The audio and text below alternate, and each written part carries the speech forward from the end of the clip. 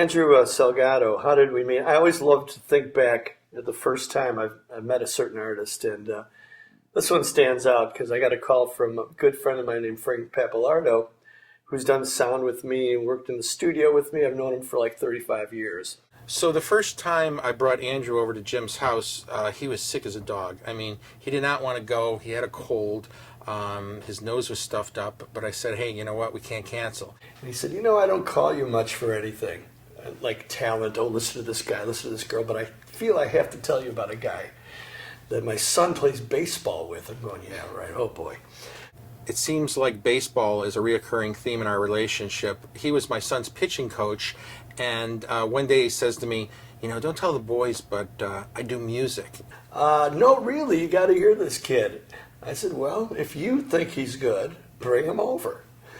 So one day, Frank arrived with this guy in tow. He was a little bit chubby, but he had a good look about him, and he had the worst cold in the world. I was extremely sick.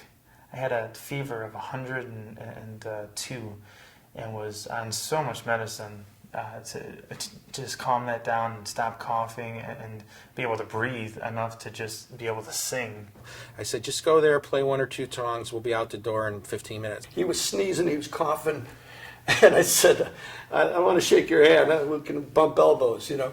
So I show up here, and Jim doesn't even want to touch my hand because I'm coughing and sneezing nonstop, and he's just kind of, gives you an elbow because he doesn't want to get sick. So then we're upstairs, and they're both sitting kind of far away from me. And I just kind of pulled out the guitar, and I started playing song after song, and I was only supposed to play 2 songs. So we went there, and he played a song, and Jim said, can I hear another one? And he played another one. Long story short, he sat down, and song after song, I'm looking at Frank going, this kid's blowing me away. And he said, can I hear another one? And he played another one, and it just go on and on and on and on until he had played 8 songs.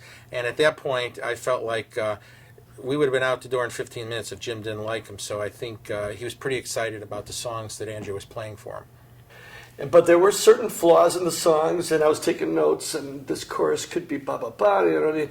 And instead of saying, hey, these are my songs, he's saying, wow, yeah, that would work. I knew immediately we'd be working well together. And then at the end of the night, I just felt really, really good. So that that was a moment that is just very funny looking back on. And to have that be the night that him saying that he wanted to produce me, and here we are, finished with a record and starting to promote it and starting to get out there, it's just kind of cool to look back and laugh at that. And the rest is history.